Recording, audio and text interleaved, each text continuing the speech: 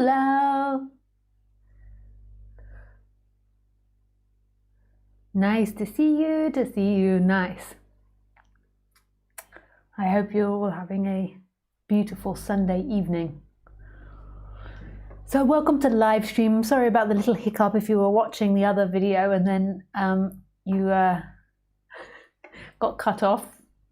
These had a little accident with the internet. It's irrelevant what happened now. But here we are now. So welcome. If this is the first time to live stream, I'm going to explain to you how it works. The way that you ask questions is through Skype. My Skype address is LisaCairns12. And you can write me a message and write me a question, or you can call in, but please make sure you've got a headset with a microphone and good internet connection. And just send a message in Skype saying I would like to speak. What else?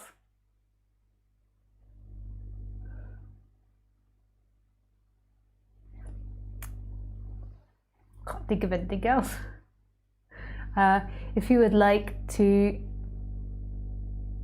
No? Okay. Well, what I first do when I do my talks is I normally do a meditation or just sitting in silence, whatever it is that you like to do. Meditating, sitting in silence, browsing the internet, although I'd recommend not doing that. Well, we sit in silence. Like, just see if you can sit there for like 10-15 minutes and see what happens. It's really beautiful if you do it. The reason that I do that is because I feel like it. I don't really have too many thoughts about whether or not it's good for you or not. But if I were to reflect on that, I would say more than likely it is beneficial just to sit in silence for a while and not be like consuming so many things and trying to get lots of things.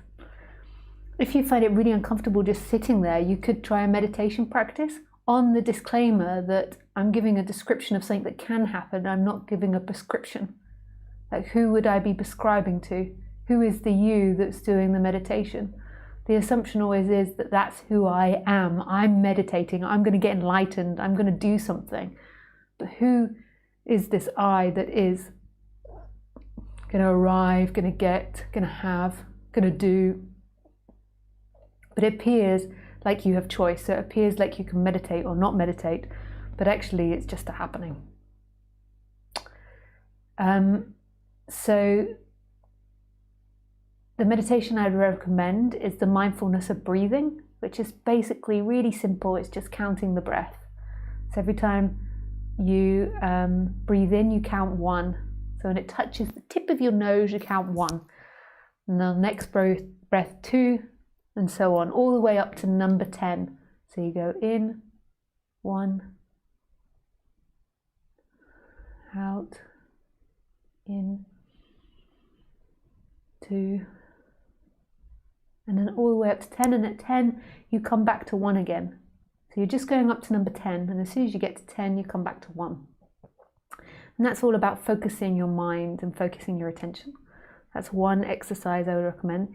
The other exercise I would recommend is, what else? Oh yeah, moving your attention to I am or consciousness, whichever you feel more comfortable with. So when you notice your mind like going off into thoughts or ideas or daydreams, it's just bringing it back to what's actually happening. So placing your attention back in the I am.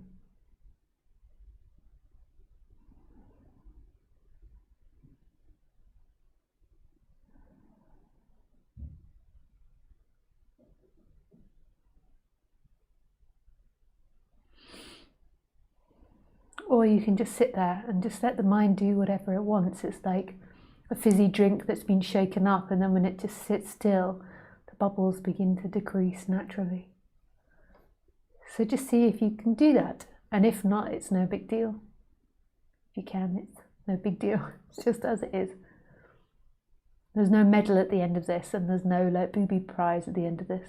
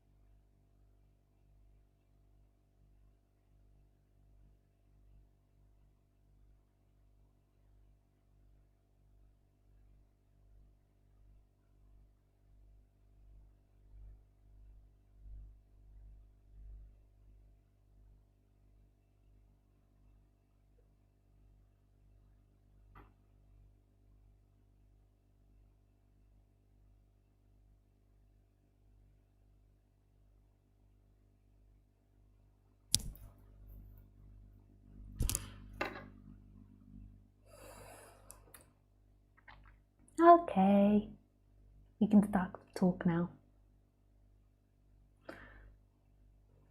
So the talk is a very jolly talk today. It's called, oh hang on, I've got to get the page up again. The First Noble Truth, Life is Suffering. Ooh, what a title. I don't mean to sound so dire.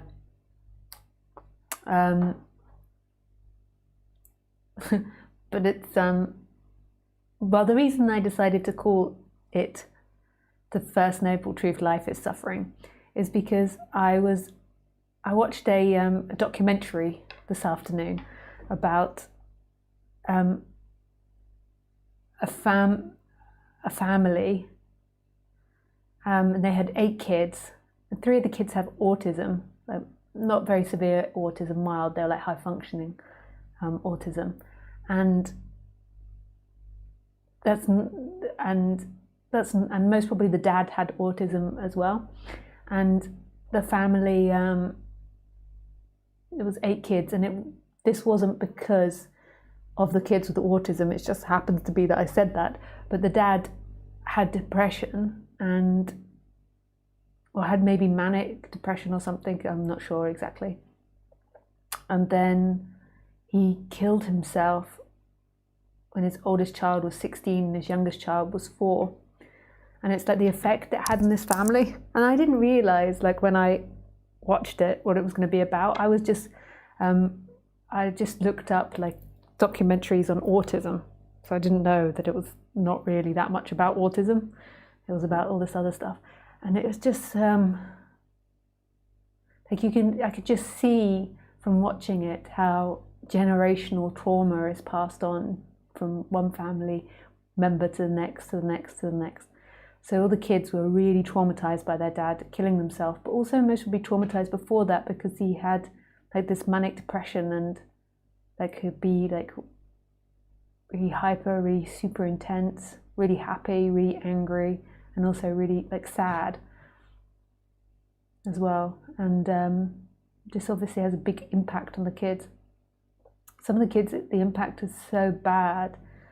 Like one of the kids, that the child is suicidal, and it's so interesting. In her letter she wrote a letter to her dad after he killed himself, and she said, like, now I have to make myself die in order so I can see you again, or something like this, or now I can only find you again in death. And then it's kind of like she became that, like she became suicidal. It's really interesting, the psychology.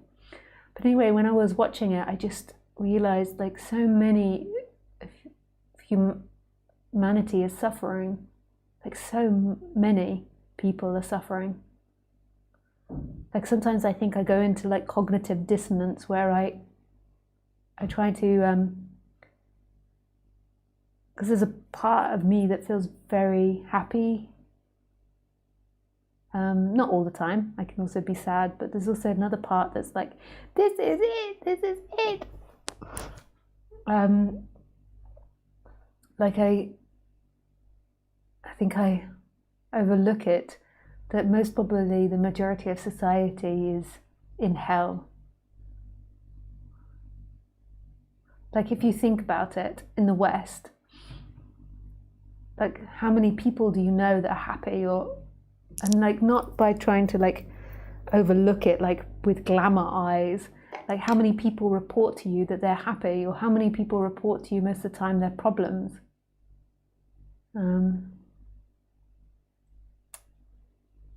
And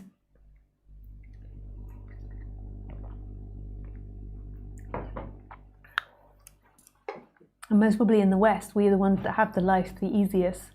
Maybe means that people in the East are more happier, but you can imagine there's so many struggles and challenges coming from poorer countries as well. Like so much more death and war and famine that's witnessed.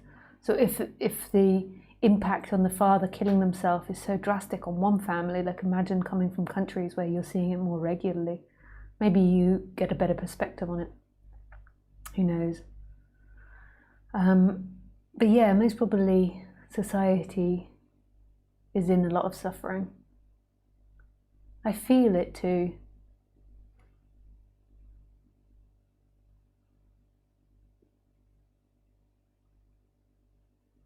Because you can feel it when you're out and you're about and you're with people, their energies. That they're not happy or that they're in a lot of stress. And the Buddha said the first noble truth is the recognition of this. When I was younger and I was into Buddhism, I really recognized it then. Now it's kind of changed because there's awakening and all these things changed. But when I was younger, there was like this moment where I could really recognize that life is suffering from my own perspective and also looking out at other people. Now I suppose now there's a part of me that wants to not see that. So there's some humbling in me that's like, okay, people are really suffering. And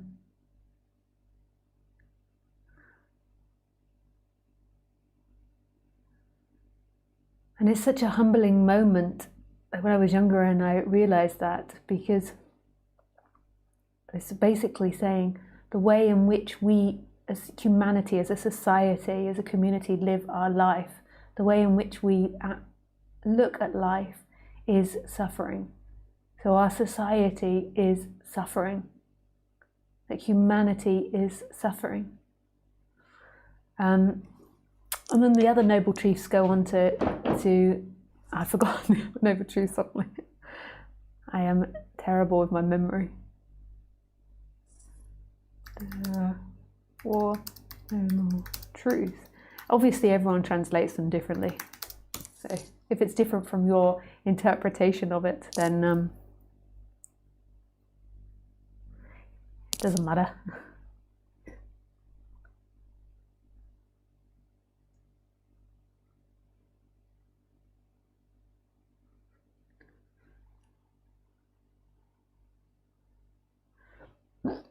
So this one says, the Four Noble Truths, the center foundation of Buddhism.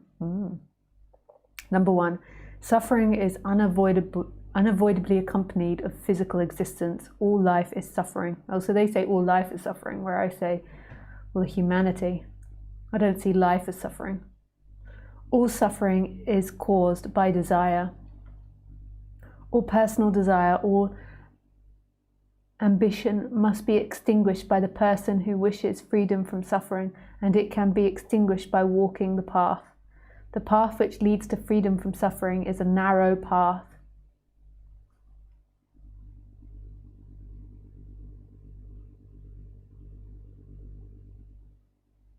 Do not be self-confident about your spiritual progress unless you have reached to the very extinction of desire. So that's one perspective on it. Let me just read another one so you can get like a good overview. The Four Noble Truths. Life is suffering. Suffering is caused by attachment to desires. Suffering can be ended by the overcoming attachment desires. The way to end the suffering is the noble eightfold path. The nature of suffering. Suffering's origin. So number one is the nature of suffering. Number two is the suffering's origin. Number three, possibility of suffering cessation, stopping. Prescription.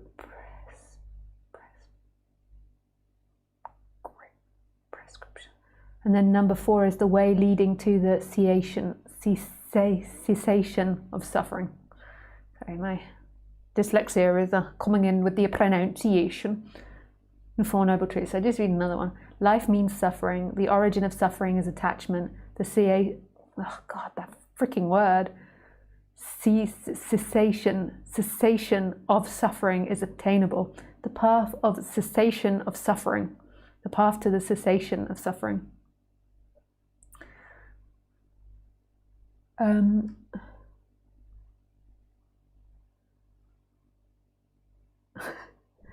The Complete Idiot's Guide to the Four Noble Truths. Life sucks because you suck. If you suck less, then life would suck less, so suck less.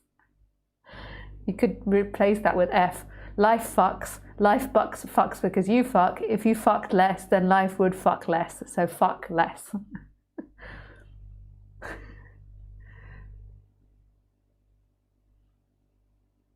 Just going through a few of these. That one is too small to see. Okay.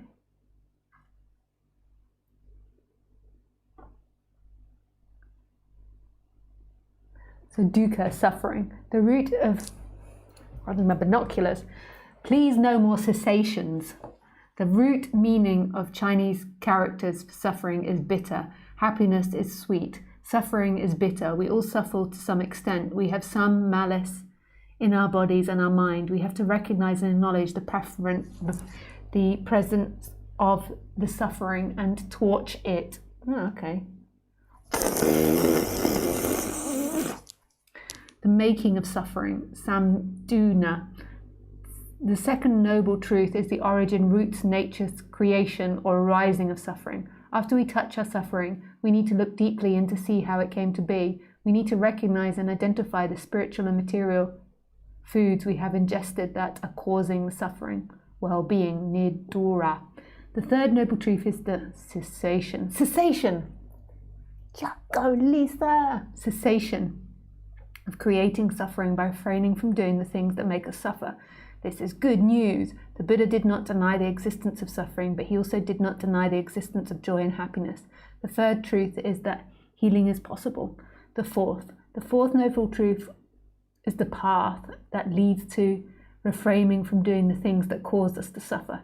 This is the path we need the most. The Buddha called the Noble Eightfold Path: right view, right thinking, right speech, right action, right livelihood, right diligence, right mindfulness, and right concentration. Okay, so maybe that's enough of all the four noble paths.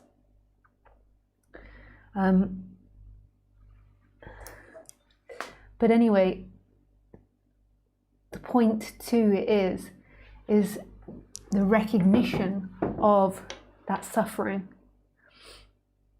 Like, it's deeply, I know that sounds really weird, but it's deeply relaxing when that's recognized. The life that humans currently lead is suffering. The life of desire and attachment and separation is suffering. It's not going to work. What we kind of think is we'll just dabble in non-duality a little bit, and we'll dabble in the spiritual path so it makes our life better. But the life in which we lead, in which we set up as a society, is suffering. It's because our society, the way our society is set up, is based on suffering. Our very ideas, the fundamental way of which we grow children, is based on suffering, is based on delusion. So our society isn't going to work. This isn't like a bashing, like, obviously we can change our society, but I mean, you're not going to find, what I'm trying to say is you're not going to find happiness in society. You're not going to find happiness in things, in material things, in getting and obtaining, in doing, in achieving. You're not going to find it in any of that. In a way, that is suffering. There's nothing wrong with getting things. There's nothing wrong with a desire as such. Like, desire is just desire. It's the way the body moves, and it depends how you mean desire. Like, some people say it's desire, but it's that attachment to desire. It's that attachment to outcomes. It's the belief that happiness, that my peace of mind is going to come from getting this or being this or doing that or having this, which is the lie. And then it's the recognition. So the end of, so I think it's the third one, the way out of suffering, is the recognition that the freedom comes from presence. It always comes from presence. It doesn't come from a thing, not even really an activity. Because an activity, like, so even like meditation or doing something spiritual, is the idea that it comes in time. All of these things can be beneficial for the person and relaxing, but really it's all about presence, which is already here, which is beaming through, which is shining through, and recognizing that that is your freedom, not time. It doesn't matter what happens tomorrow. It doesn't matter what happens next year. What matters is what happens now. This is the most important part. while the focus is on time, that happiness is found in time, there is always going to be suffering. I think in Buddhism they said suffering will come like the cart follows the horse. I used to like that. I used to say really like corny, simple sayings when I was studying Buddhism.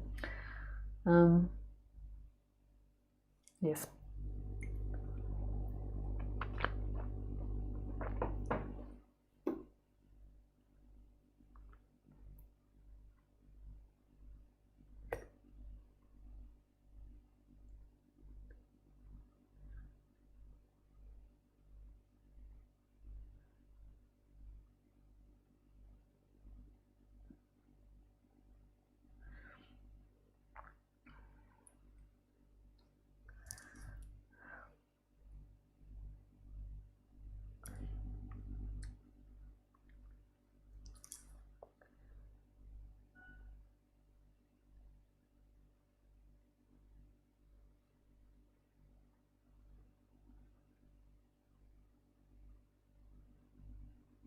So nothing in time is going to free you. Not a person, not an action, not a behavior, not a thing, not a getting, nothing. But we're so attached to that, and we're attached to our avoidance as well. Like, we've got to do this. We've got to do this because it's scary. We've got to do that because of that. And then we go to things in society to look for relief, but other people are suffering. So then it's like you all merge together in that suffering, in that like anxiety energy. And often we don't even recognize it because we've got a story of who we want to be, and then we've got what our actual body feels. I remember when I first got into Buddhism, it's like I had a story of what I wanted Lisa to be, and then I had what my body felt, and my body is like, ah. So it's also this like recognition, like what is it that my story is telling me about myself, and what is it that's actually happening now? And when you really pay attention to it, you'll notice that most people are in a state of anxiety because that's the way in which we're grown, and then it's genetically passed on that you have to make your own happiness, that you're the doer, that it's your fault, that it's their fault, that it's my fault. And then you've got to kind of like survive in this world, which is like playing a high risk board game. Like you do this, but it might collapse, so you do that. So the mind's got all these possibilities of thinking that things that can go wrong. Like it's not like we're in a supportive society where people are supporting each other. It's kind of like we're in a society where people are competing against each other. People do support each other, and that does appear. But if you look at it from like a bigger perspective, you'll see that everybody's kind of like running their own game rather than us working together as a group. It kind of works, running our own game. It kind of works as the group thing, but it's kind of weird. It's not like ants that are all like making the hive together, or bees that are all making the hive together. We kind of like making the hive together, but we're all trying to get as much as we can. Like, can I get the most amount of nuggets for myself and sit on them? Huh.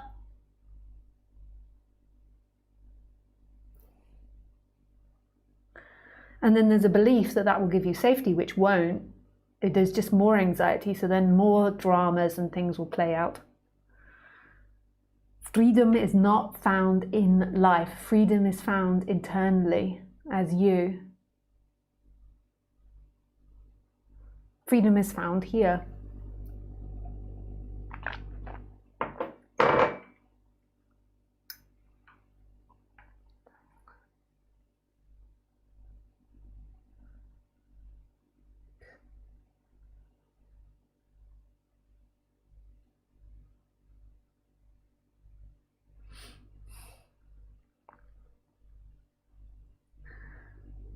Yeah, so maybe we go to questions now. I've run out of introduction. Thank you for helping me with the talk questions. If you want to phone in, like sometimes we get focused on the written questions, but I also like to talk to someone. So if you want to phone in, just call me and then I will come to it and see it. Hey Carla, lots of love to you as well, Carla.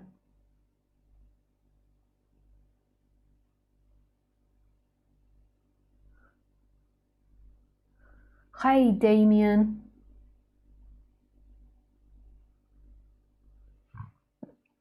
Pardon me. Hello, Lisa. I realise I'm not who I thought I was, who I believed I was all this time. I'm waking up horny. Oh, hooray. Good. Yes, I'm waking up, hooray, horny. The similarity. But I don't feel free. I still feel that behind my perceiving there's a me, like a soul that can witness my mind, but I'm not feeling connected to one thing. Can you tell me where I'm getting confused? I love what you're doing. You're fantastic. Oh, thanks, Damien. I'll tell you a secret. It is not me. It is not me.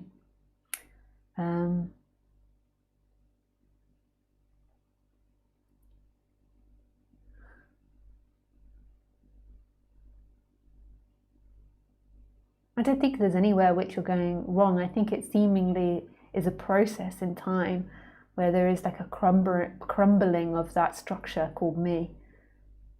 And then more of a recognition of what you are is much bigger than that. Like what you are is this emptiness, which is everything.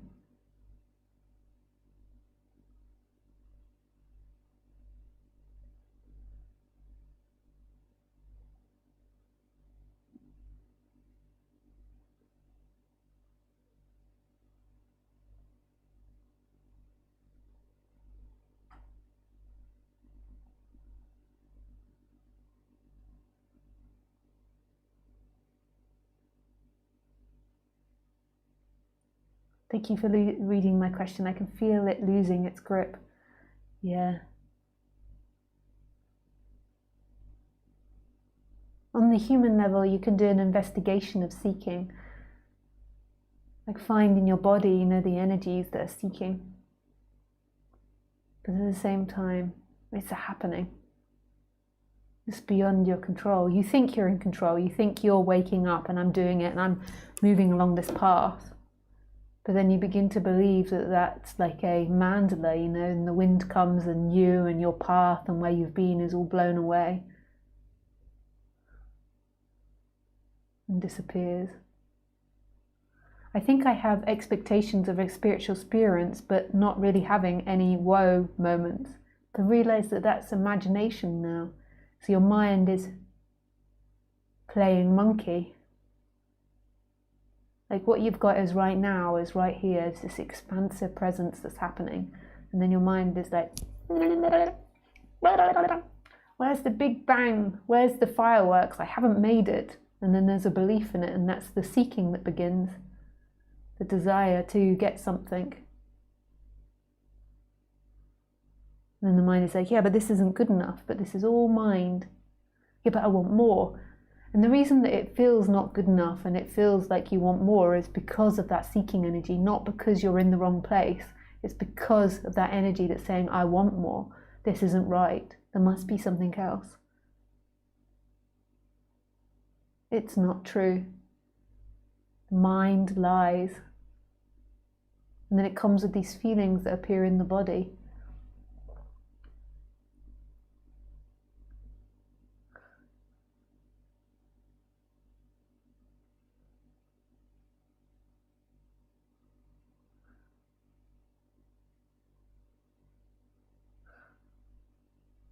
Yeah, so I just need to concentrate on being present. I'm not exactly saying that, but you could do that if that's what arises in you. But no, I'm not really saying that, because who would do that? There is presence. That's the person still like, but that's also very relaxing for the person. So if the person does that, like that's a good practice to relax the mind and relax the person. But the watching is actually beyond that. Who you are is beyond that, is bigger than that. Like that's still in the person and in the personal world. It's not like you've got good ego and bad ego. The good ego is leading you to enlightenment. But I've got to say that putting your attention in present moment is really healthy for the mind, because the mind is like all chaotic and running off in all types of strange ideas and dreams. And being present, you can put your attention in your body and feel your feelings. You can become more conscious of what's happening for you. But that's not going to lead you to freedom, because firstly, even though it feels like you're doing it, that's not actually a you in there doing that. That's something that's appearing and happening. There is no free will. And then secondly, this you that's going to arrive somewhere, who is that? You've already arrived, it's already this. It's a happening. It's a happening.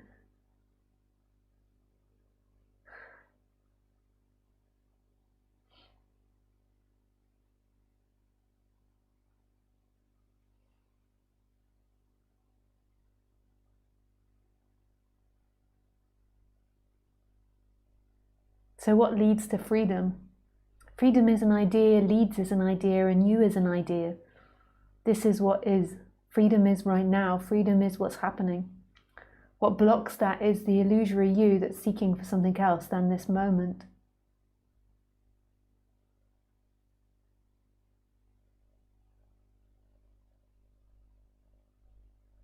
Storyland, you're in the story.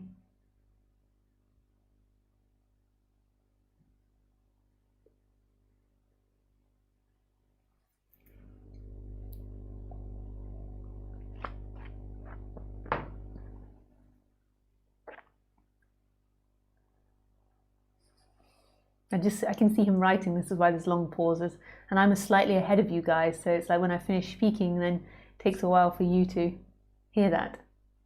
Maybe it's in like 10 seconds today. I'm giggling like I cannot quite grasp it. Yeah. This is it, baby. Yeah, you can't grasp it. You is in time, and this is timelessness. So the you is like trying to catch this moment with a butterfly net. It's like, yeah, it's still empty. Yeah, I still can't grab the timeless.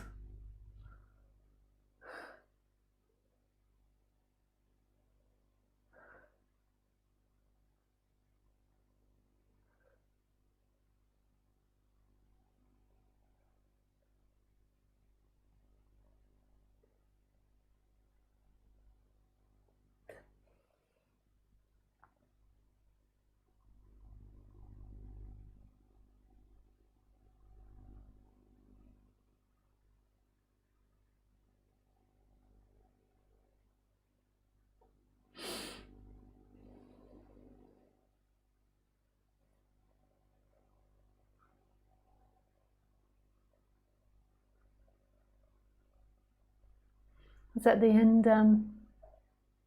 Damien? Hi, Bia. Hi, Eve.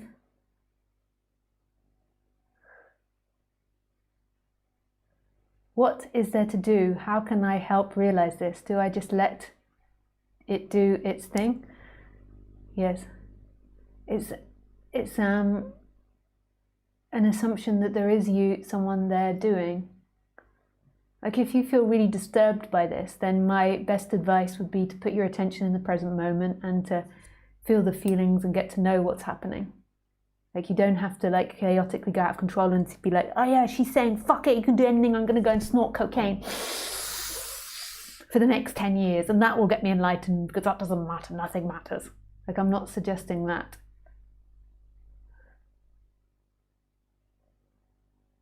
Like, so if you really feel like something to do, then put your attention in present moment and then become aware of the seeking and the chakras and the body and what's happening. But on the ultimate level, like really, that's all mind, that's all delusion that you're getting into. A me that wants to get somewhere. Who is this me? Who is this person that's going to get somewhere? It's a lie, and you'll go on endlessly looking for what you can do to become enlightened. It's an illusion. The Buddha sat under the Bodhi tree and Maya presented all types of illusions, virgins, naked women, sex, music, war, fear, anxiety, all types of things. And the Buddha sat still. The Buddha didn't go into any of it. And this is you going into it. It feels real to you, like, I want to be like the Buddha, I want to become the Buddha, but that you're going into a daydream. That's all thought. What are you without that thought? What else is happening? There is this alive, present consciousness that's watching, that's beaming through.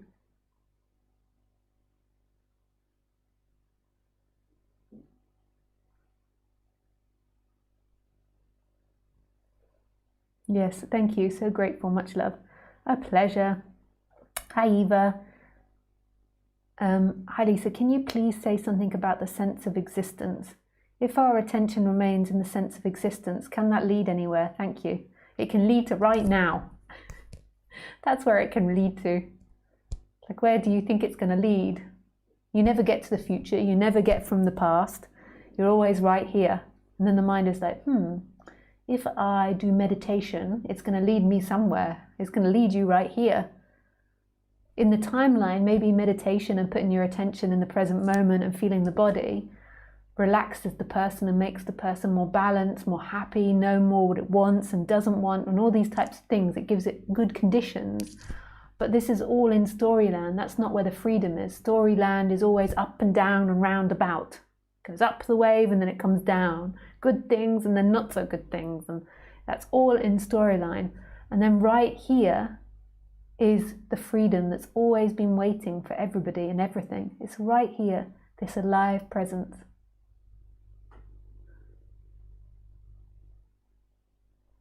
So where do you ever get to the future? Do you ever experience being led somewhere?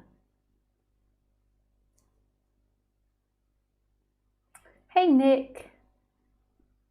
Hi, Paul. Hi, Lisa. Hope you're good. Thanks, Paul. Hope you're good too. Hi, Paul. Another Paul. Paul and Paul. You know what? That guy that killed himself in the documentary today was called Paul. How many more Pauls are on there here? Just two. That must be some type of coincidence, although I'm sure Paul is a very popular name. Popular. Popular Paul. I go from several days of not thinking much about sexuality and imagining I could almost do without it, to periods where it's on my mind a lot.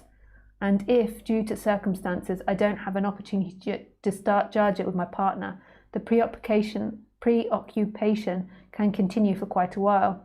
I understand on one level that it's just part of the usual ebb and flow of thoughts and moods, but when it's preoccupying me,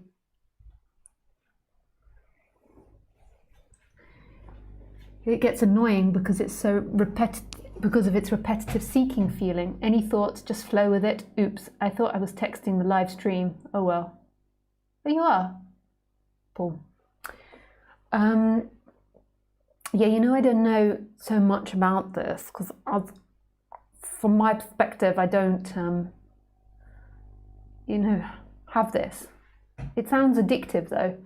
It sounds like I've never experienced this, so it's all speculation what I'm saying. It sounds addictive and it sounds, I don't know, maybe you should get a man to answer you.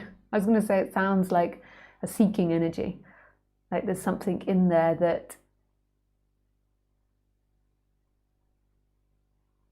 you get from that, maybe intimacy or closeness, I don't know. So but I think it's better to speak to a man because I think it's so different, male sexuality from female sexuality, and I think that I would be unfair commenting on it. The only thing that I can say is that the rule applies to everything. Freedom is always here. There's nothing in time, including ejaculation, which can free you. Your freedom is what is.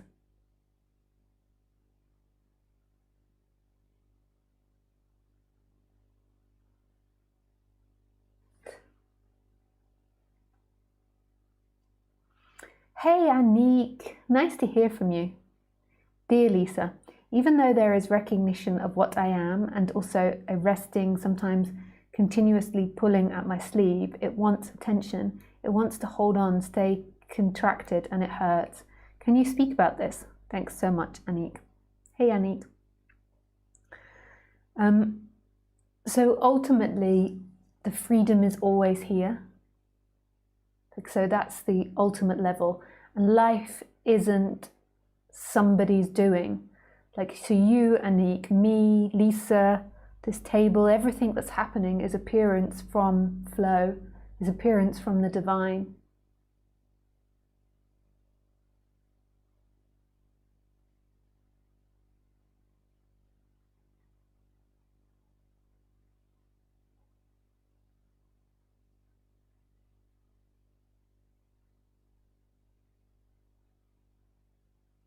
And it's so alive and vibrant. Everything appears from the divine, every instinct, every urge. There's no you that's doing, there's no them that's doing, there's nobody that's guilty or to blame. It's a happening, it's patterns.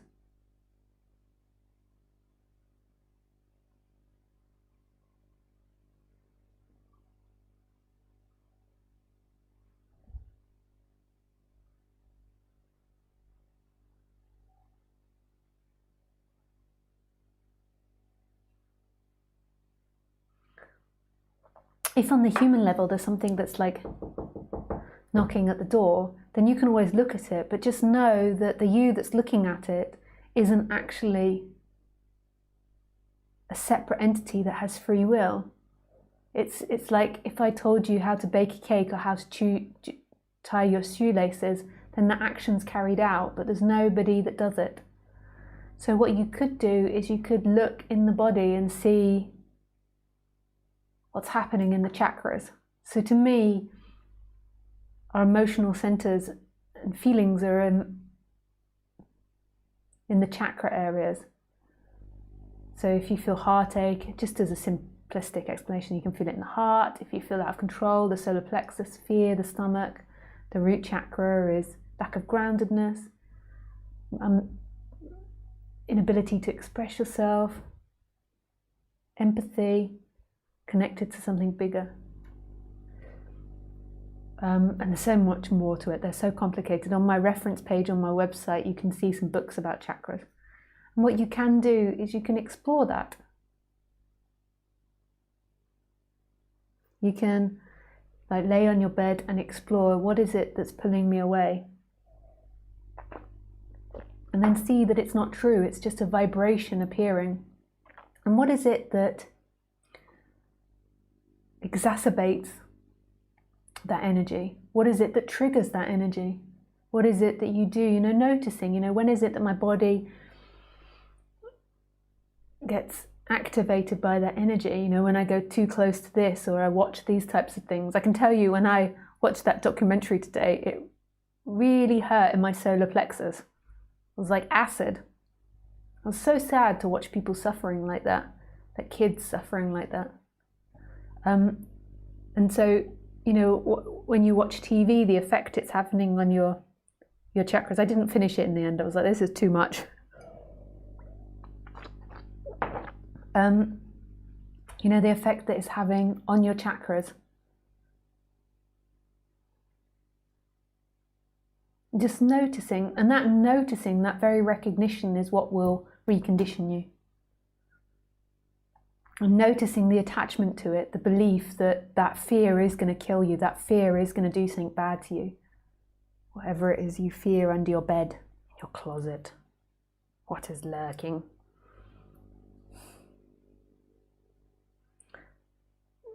Dankjewel, Aniek. Hi, Jonas.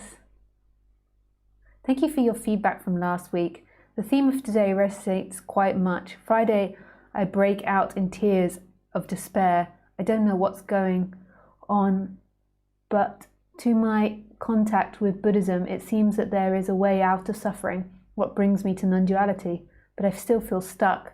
When I follow non-duality, I could not find a sufferer, but the pain is still there. Yeah, it's trapped in the body, Jonas. And so I suspect that for you, something that'd be really good for you, and I think we talked about this before, is lots of body work on the human level to get the energy out of your body, like the stress and the seeking energy out of your body.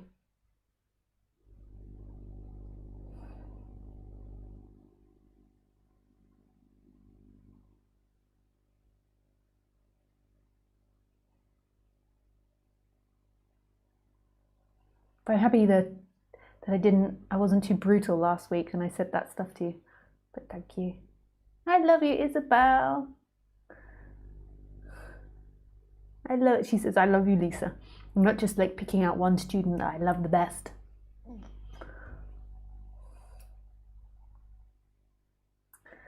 Hi, Manix.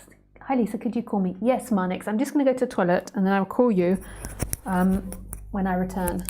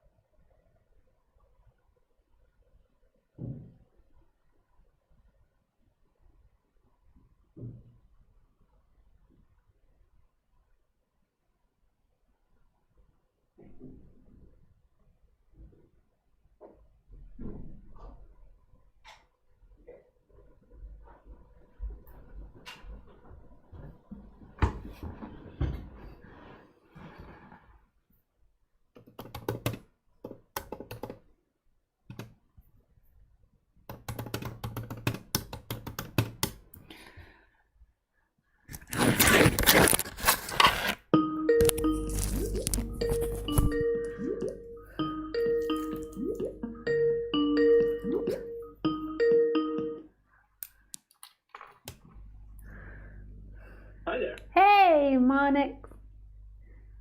One second. Yeah, my pleasure. Just let me put you. I just have to change my Skype settings to make sure you go into my streaming. All right. Could you just speak a moment? Yeah, sure. Yeah, Do you hear cool. me? Yeah, it's going in. Nice. And can you just remind me how you say your name? Marnix. Yeah, that's perfect. Yeah. Perfect. Cool. Nice. Thanks. First of all, I think 4 weeks ago I called and you gave some really nice tips. So thank you for that about the chakra system, and it has helped me a lot. So Oh, I've nice. read the book and doing breathing exercises, heart meditations, and that's really releasing some stuck emotions that I wasn't aware of. But it's good to let it come up. And secondly, about today's subject, I thought something came up that I had in a meditation, a certain sentence that came up, and I thought it was quite fitting to what you were speaking about. It's a little bit blunt, Yeah. but the sentence was, "Hope equals hell." because it's like you're not content, or you're fighting what is. It's like, Yeah. and it's like Yeah. Yeah, totally. I mean, like, there's different forms of hope. So yeah, there's different types of hope, but most of the time what people are doing is they're hoping that tomorrow is going to bring them freedom. So this practice is going to give me freedom, this house is going to give me freedom, this wife or husband is going to give me freedom, these kids are going to give me freedom, and that creates hell, because you're putting all your eggs in one basket, and if it doesn't give back, which it won't, it will fail, then it's more and more like suffering and like contraction for you, because you keep going down the same path. You know, when you're sort of like 10, you're like, yeah, I'm going to do it, I'm going to make it. And then you get to 20 and you're like, oh, it's a little harder. You're like, yeah, but I'm still going to make it. You get to 30 and you're like, yeah, you're just going to get a kid, a better job. And then you get to 40 and you're like, oh, fuck it, okay. There's something not quite right here. 50, and then it's like your energy just keeps shrinking down because you keep having this wrong belief that the next thing will free you. And then the whole time what's actually happening is being missed. Yeah. So you said different kinds of hope, but not to confuse it with trust, because I do feel trust, like trust in life or whatever. Well, that's a nice distinction. Yeah. But it felt, when that sentence came up, it felt very relieving. Like Yeah. there's no need to know everything and to fight everything. It's just like, oh yeah. Yeah. Yeah. And it's always like there's not always a one way. Like I remember when a close relative of mine had cancer, and they'd been given like a very short period to live, but they weren't able to accept that yet. And I could see also hope helped them. Like, so it's not always one way. Like, even though like so hope that they could get better, or hope that a drug worked, or hope that something would improve, help them. So it's not always like we like to make round statements where it's like always like this. I do it all the time. When you're a public speaker, you're always doing it. You're like dang, dang, dang. But there's always like exceptions. Like in the way they would have been better off like accepting the situation and surrendering into it. But when there's not a readiness for that, like having all one news at one go can be too much for people. So sometimes, so I saw with them and with this partner that like hope helped them survive something for a period of time. You know, it was like a gentle letdown, or a more gentle letdown. I don't know. Yeah. I mean, who knows? Maybe if they'd just been hit full blast with it, maybe they'd have had some sort of awakening. But it felt like, watching from the outside, it was more gentle for them to have this hope, these bits of hope. Yeah, that makes sense. So I think there's like different forms of hope, but most of the time what's happening in society, and I totally agree, is that it's like hoping that freedom's going to arrive, always hoping freedom's going to arrive in the next moment. Like today when I was watching this documentary, I don't know if you listened to a talk earlier, I watched this documentary where there was so much suffering in it. And then I could see the children begin to make up stories about their future to try and like escape their present. Like, so I could see the forming of it, you know, because they filmed it over years. So you saw the children growing up. And then you can see them beginning to make these stories about what they want to do, and like talking and creating this life in the future for them. And in one way, that's part of growing up and experiencing this life. But you could also feel how they were trying to get out of anxiety and stress and discomfort. It was like a lullaby to them. And in the end, like when you do that for like 20 years, it's going to make it worse. Yeah, lullaby. That's like, yeah. Also sometimes like a warm blanket. Like it makes you feel comfortable, but yeah. Yeah, thank you for that. Yeah, with pleasure. All right. Nice. Yeah, I also wanted to say, just like the meditation you do in the beginning. It's funny. I just put on YouTube, and the meditation is on, and it immediately makes me sink into just being. So. Oh, nice. I really appreciate that. Oh, good. Oh, thanks for saying that. Yeah, nice. All right. Have a nice evening. Thank you. Thank you. Yeah, nice to speak to you. Bye. Bye-bye.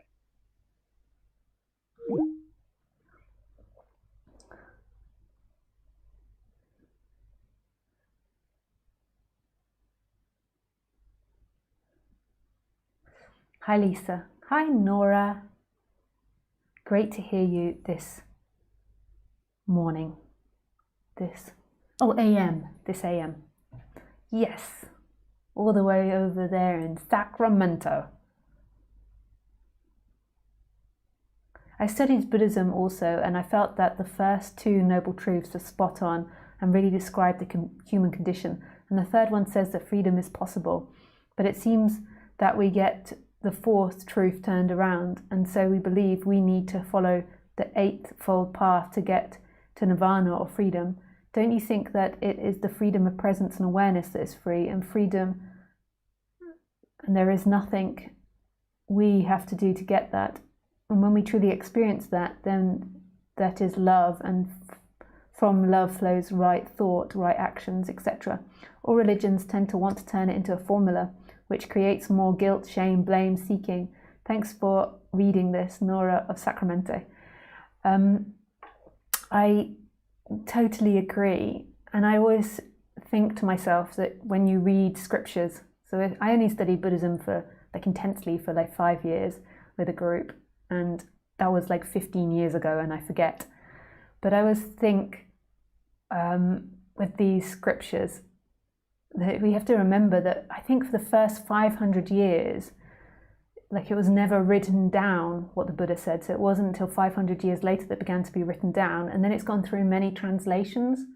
So what he actually said and his actual meaning is more than likely very different from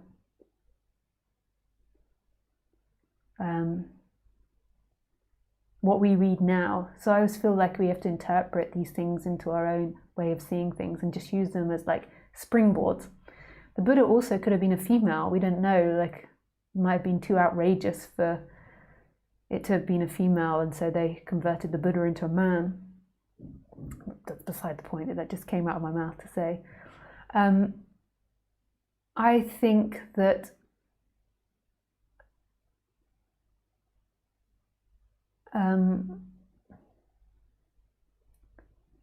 for me personally, when I look at the apparent story of Lisa, I could have never heard non-duality if it wasn't for all those precepts and meditations and practices I did. So I don't think it's that they led to me hearing non-duality, but I think they calmed Lisa down. I don't think that I think to an extent they elevated maybe like grandiosity, like I'm in Buddhism, and seeking to an extent, and maybe guilt and shame and blame. But they also it also really helped my personality structure, to be honest. And it was too chaotic, I think, beforehand to hear the truth of non-duality. But I think it's different for everyone. So I can imagine different personalities, and Buddhism like elevates their seeking and makes them feel really unworthy. And then like sends them off onto a lifetime of like trying to be the best Buddhist ever and preaching and all these different types of things. So I think it's something that cannot be defined and is impossible to know. And maybe I didn't need to do that Buddhism. Maybe I'd have heard non-duality whether or not I'd calmed down my personality structure. We cannot know. I do not know. What I do know is that this moment is happening and that this moment is free. And that's really all I can communicate to you guys. Other stuff I can communicate, like, and tell you about the chakras and my story and all these different things that I've explored. But in a way, I don't know the way for anybody's freedom or not freedom.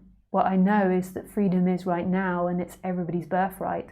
And I assume the best thing I can do is repetitively point to that without causing too much harm, because I can also see that some people come very suicidal to this message or very mentally unstable. So I also try to say all these other things for all the people that are struggling a lot, to sort of like catch those people, but as well as being really radical and reminding that the freedom is right here and there's nothing you can do to get to it because you don't exist here. Like, nobody exists here. All there is this. There's an appearance of the character, but the character is coming and going. It's not the experiencer. You are not the experiencer. The big you is the experiencer, and that is mystery. It's unknown. It's no thing, and it's everything.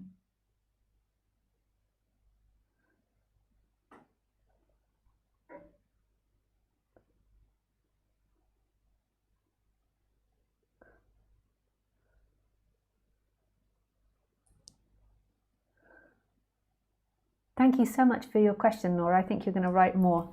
I'll wait to see what else you write.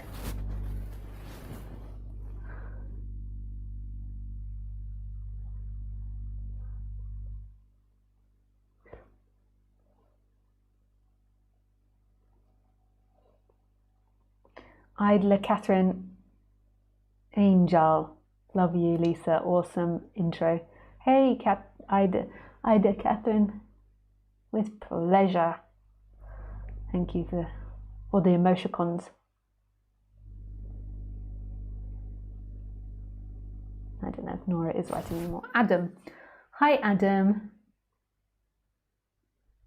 Hi, Lisa. So is the seeking and the desire that in itself is the pain that I feel? Because that is taking me away from the peace of this moment. It's not actually necessarily desire.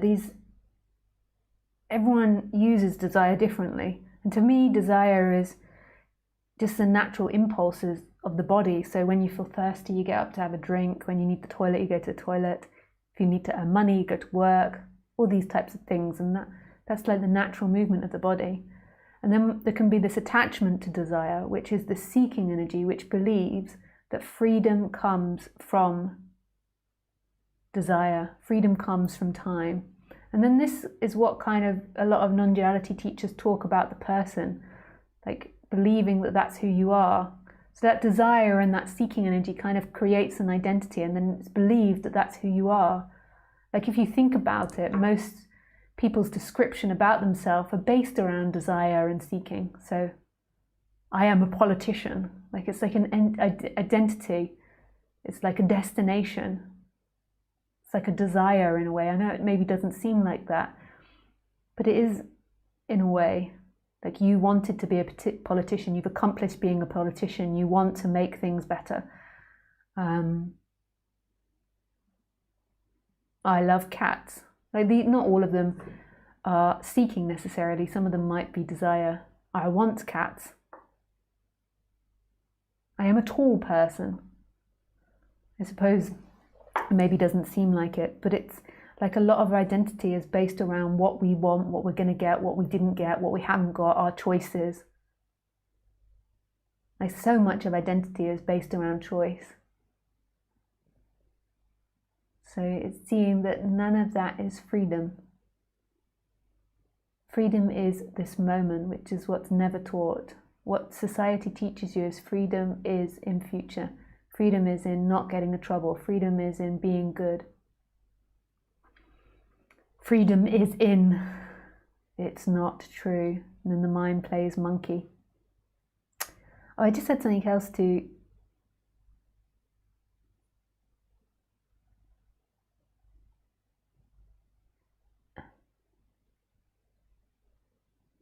say to Nora, but your message disappeared, Nora. That's funny, isn't it? Oh, there it is, Nora. I love the thought of the Buddha being a female. Yes, I agree with everything you said. We cannot know. It's right here, right now. Thank you for always bringing us back to this here now. Much love to you. Thanks, Nora. And also, the other thing that I wanted to say is that we don't know what right action is.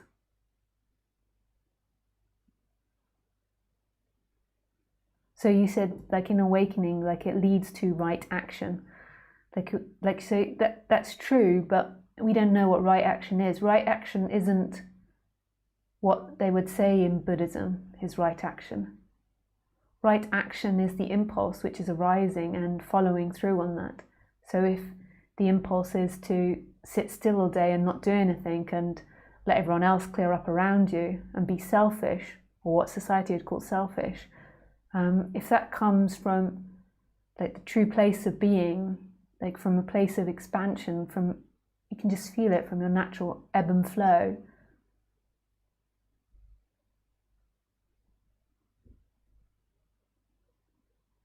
Then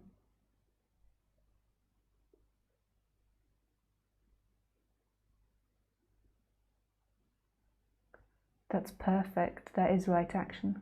It might not be what society thinks is right action, and you have to take the consequence of that.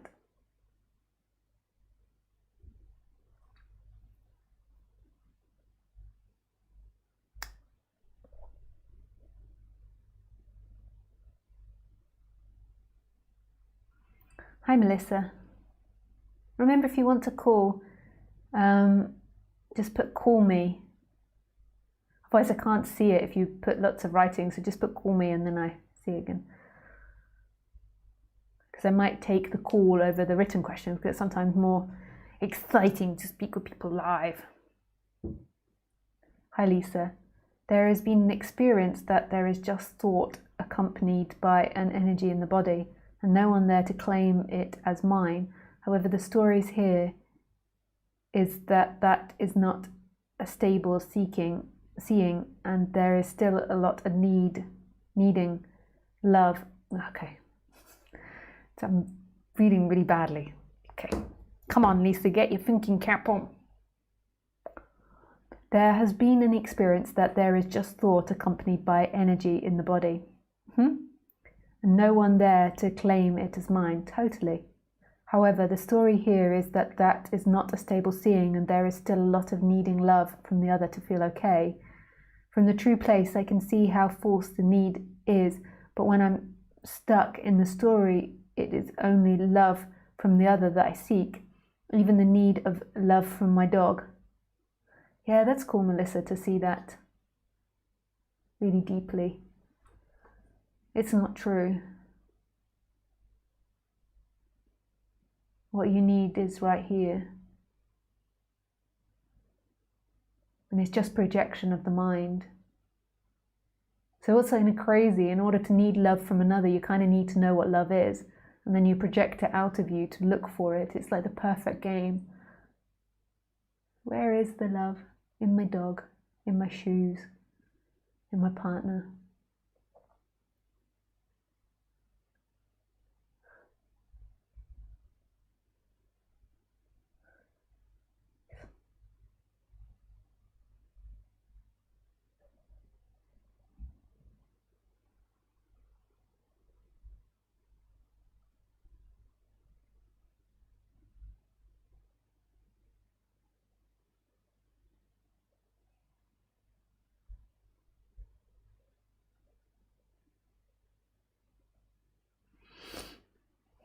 Hey Dennis.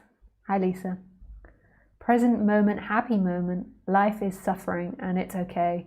God in every experience. This is what's happening. Much love and happiness and suffering. Dennis of Kentucky. Hi again. Just curious. Do you know the Enneagram? If so, do you know your type? Thanks, Dennis of Kentucky. I just know it vaguely. People have sometimes told me what my type is, but I've never done it properly. And they always give me contradicting ideas. I'm a 7, I'm a 3, I'm a 2, I'm a 1, I'm a 4, I'm a 9. They always have their opinion. Je ne sais pas. Yes, thank you. And Great said, dank u wel, dank u wel, dank u wel. That's how you spell it. Dank u wel. Doei. Aniek. Hi Lisa. Much thanks for your honesty. This is Jonathan. Hope feels like grasping for straws when you're drowning. Yeah. Sometimes that is needed though. Did my question go through? Not sure I'm doing it right.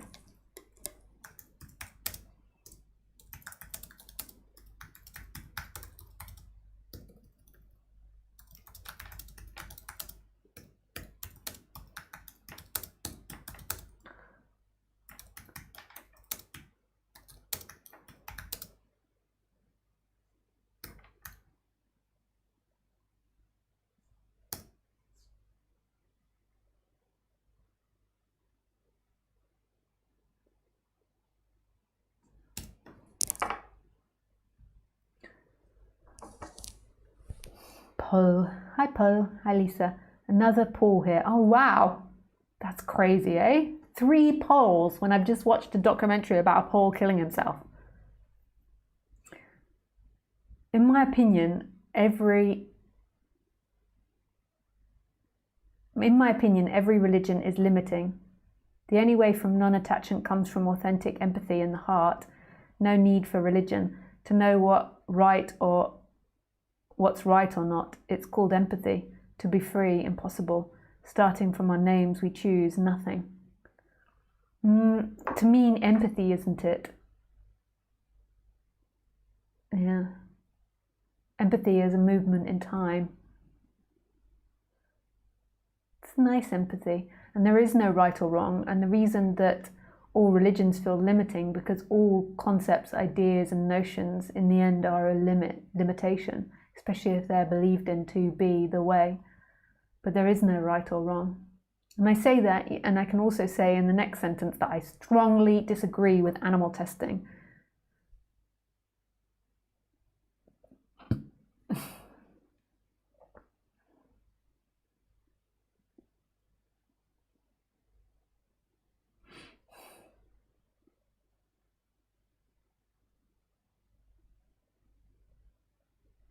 I just wait for Paul to answer. Thanks. Oh, okay. You can comment more if you have anything else to say. Oh, I must have missed it. We'll go back and re-listen. Thanks, Lisa. Do you remember the pain of seeking before you had your awakening? Dunno.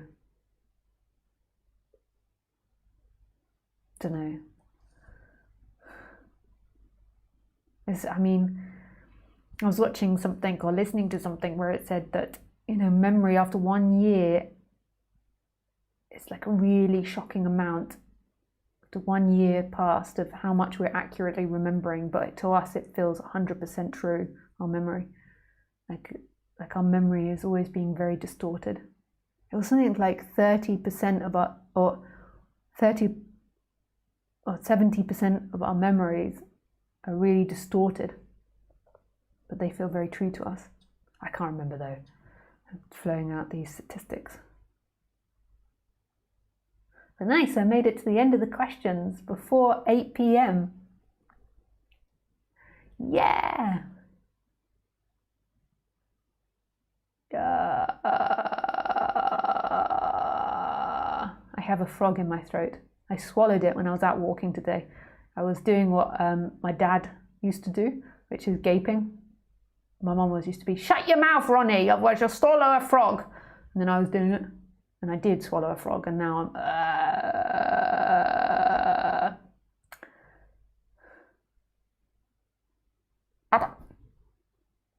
I can stick my tongue out really far.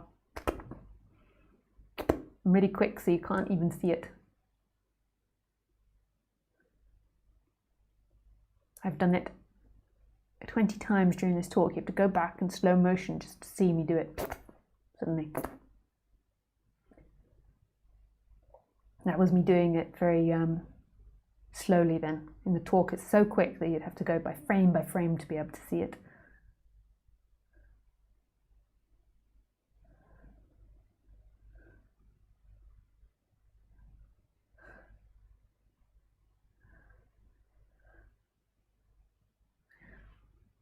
Thank you so much for answering. I know there's no point asking what I should do when I'm stuck in the story wanting love, as I know the reality is much more than just finding love. But when I'm stuck in the story, there is so much seeking for love, or another so. What should I do? Well, Melissa, firstly, the first answer is all there is what is, and it's a story that you need to do something or get to something. It's also a story that you need love, like it's all stories appearing in which there's being attachment to, and then it feels like you. That's me, that's who I am.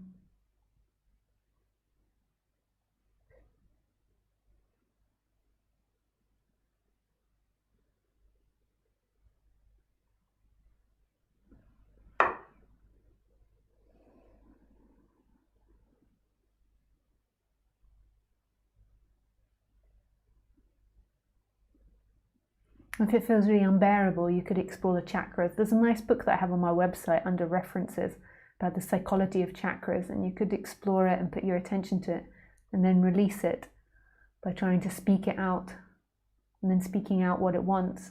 I want to be loved, I want it to be cradled. It's most probably a trauma from early childhood, and it's deep in the body. Could be from past lives as well. I'm just giving it that space to nurture, and that fear that maybe comes with it as well if you're not loved. And what is it that it wants? So in just attaching myself to the story and the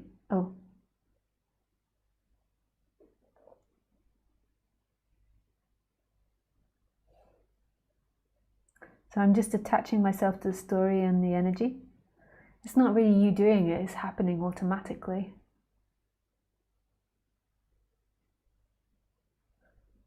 But it's actually happening in you and it's not true.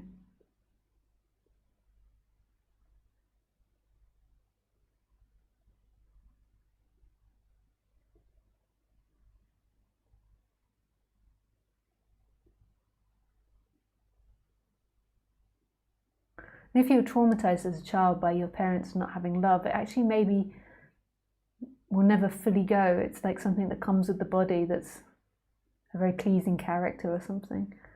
But it's that detachment from it.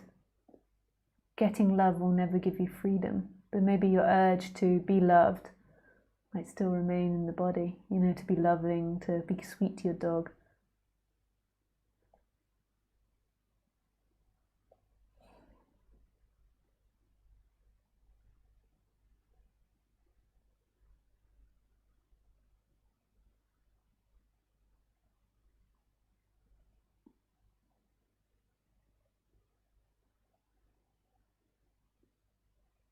Sorry, I can't call in, my boyfriend is at home. That's okay.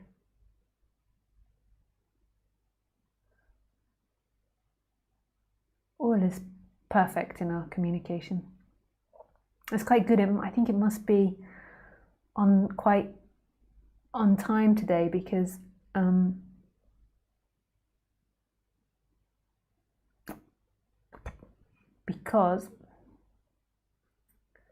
we're writing, I'm writing, I'm speaking and you're writing quite simultaneously.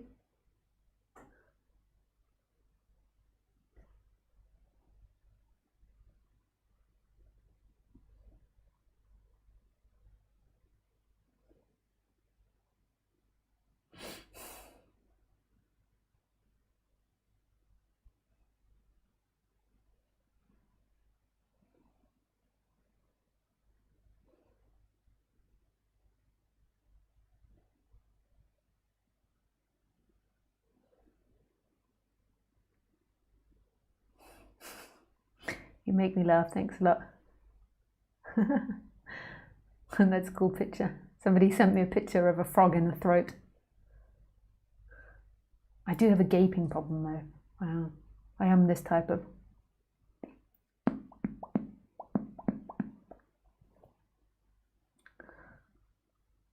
My dad used to do it as well. My mum would be like, Ronnie, close your mouth. Both my parents were called Ronnie. Ronnie and Ronnie. If you're English, the two Ronnies. Ah, woman. My dad was Scottish and my mum was like a London accent. Not Cockney. She came from West London, Cockney's East London. And all different areas of London have very specific. If you come from South, it's different from West. West is very specific. And then they got me, who they sent half the time to private school because of my dyslexia. So they've got this, and then my brother's kind of got my mum's accent. We have a real mixture of accents, my family. Ugh, woman, what are you talking about? Ronnie, close it! Sorry, my mum might not, she might find that funny, but maybe you shouldn't be doing it. You're just like your father, you are, hanging open your mouth. Yes. Okay, sorry, another question. I was waiting for questions. I was just doing a little bit of a skit, waiting in between questions just to keep the customers happy. Not that any of you are paying for this, might I add. On the topic, don't you think that as humans, we need connection, physical, emotionally, to feel safe and relaxed in the body? Yeah. I'm totally into that, but it's not your freedom. Otherwise, it wouldn't be freedom if it was bound to something. But yeah, to have connections and intimacy is most probably a more balanced and healthy body. But it's kind of difficult in our society because there's a lot of suffering, so some people's ideas of relating are quite complex. But yeah, ideally, on the human level, relating physically, emotionally makes you feel safe and relaxed in the body. But you can also feel unsafe and unrelaxed in the company of people as well. It's not the freedom. But yeah, like a wolf who I see as free would prefer to be in a pack rather than be by itself. But if it's by itself, then it would surrender to it. I watched this documentary about a wolf alone on this island. On topic, don't you think that as humans we need connection, physically, emotion? Oh, that was confusing. I thought it was another message. It's the same one. Or can we feel happy without it? Freedom can be felt with or without emotional connection and physical connection. On the human level, you more than likely feel more relaxed, happy and safe in groups and with connection to other people.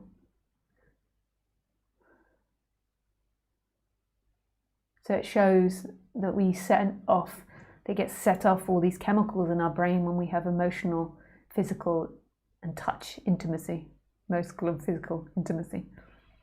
Like we get lots of endorphins and, oh God, I'm terrible at the science. What's that one that the mother gets after having a baby and breastfeeding? Forgotten it. You can get it from stroking a dog as well and doing certain things. So yeah, but that's not freedom, and that comes and goes. And then if that goes, it's like freedom is pointing to something beyond that. Oxytocin, thank you. Freedom is nothing to do with the body and the feelings in the body. It's this expansion to what you are, this consciousness, this stillness, this space. And it's not about being in contact with people or not being in contact with people. It's here right now and it's free. I'm not recommending taking a machete to all your relationships and going out solo.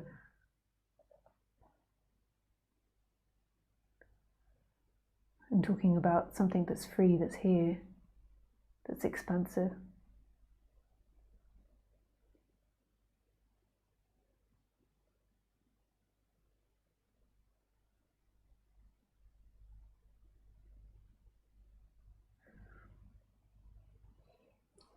Yeah, some more of these chemicals, serotonin and dopamine, yes. Okay, one more question. I should take Hassan. He's coming in late with a question and I will take it, and then that's the end for tonight. Hi Lisa, I'm struggling with my jealousy and ego for many years, especially when it comes to spirituality. My mind wants to be the most spiritual person, and when I fear that someone is superior than me, I become a very bad person. I cannot handle it. I feel more tightness in my chest at these times, and obsessive thoughts begin to come into my mind, and I'm stuck. Can you suggest me about this? Sorry for not being able to speak English well. I tried to make my point. Thank you for being here. Oh, Hassan, that was very well written English. Like there were very few mistakes. So it's very understandable and it was very well put together and crafted, and I got the meaning of your question.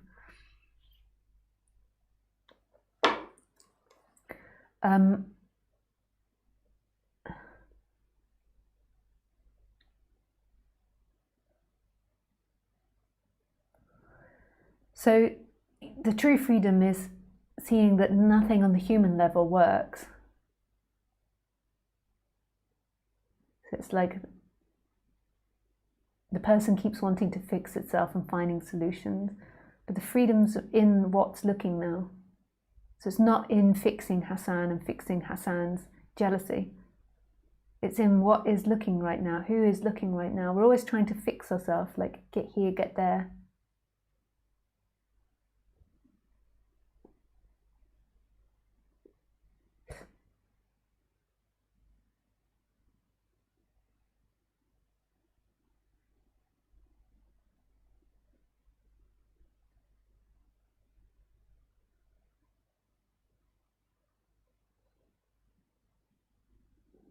And the freedom is this, is what's happening, is what's looking. This spaciousness. Remember what happens is that our body contracts, so we see someone that we perceive as better at us, and our body, and there's pain in the body, and often we can't acknowledge that. So I'd say half the population, most people can't feel their body, and half the population can, and maybe feel their body too much, that their emotions dictate to them. But a lot of people are totally cut off, so they can't feel that there's this great agony in their chest. What they notice is repetitive thoughts going through their mind. They're an asshole, I'm better than them, trying to be better than them, trying to put them down, trying to fix them, trying to get one over than them, hating them, planning revenge, all these types of things. But really what happened is that something was triggered in you and there was great pain, and then the mind sort of like is trying to fix that, and then seeking happens somewhere in that. So seeking happens to try to be better, or to stop wanting to be better, or to get away from something. So what could be recommended on the human level is just getting to know that process. Like, where do you feel that feeling in your body? And what are the deeper feelings in that?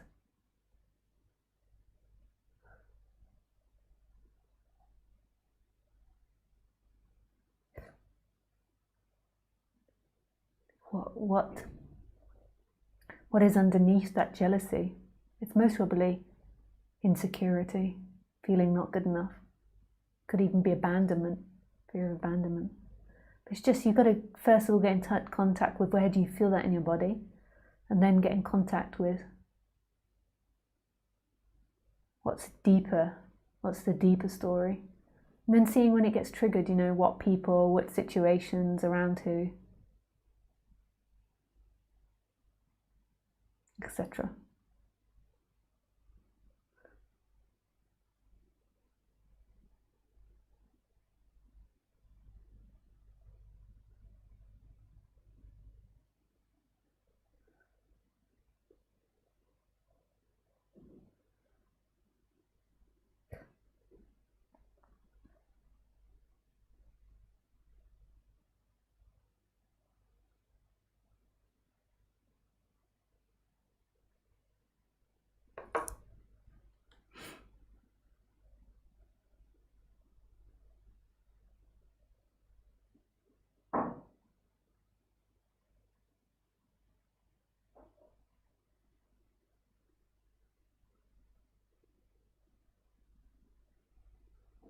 Hi Jared. Hi Bodka.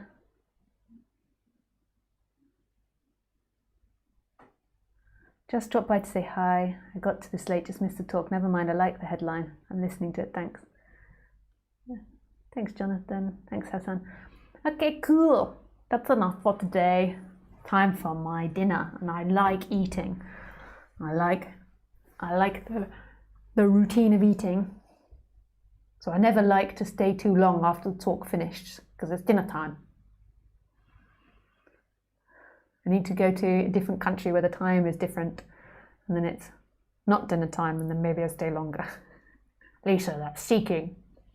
You're going on about there's nothing better than this and this and this, and then you're sitting there thinking about your dinner, fantasizing about your Brussels sprouts and sausages. I love Brussels sprouts. Okay.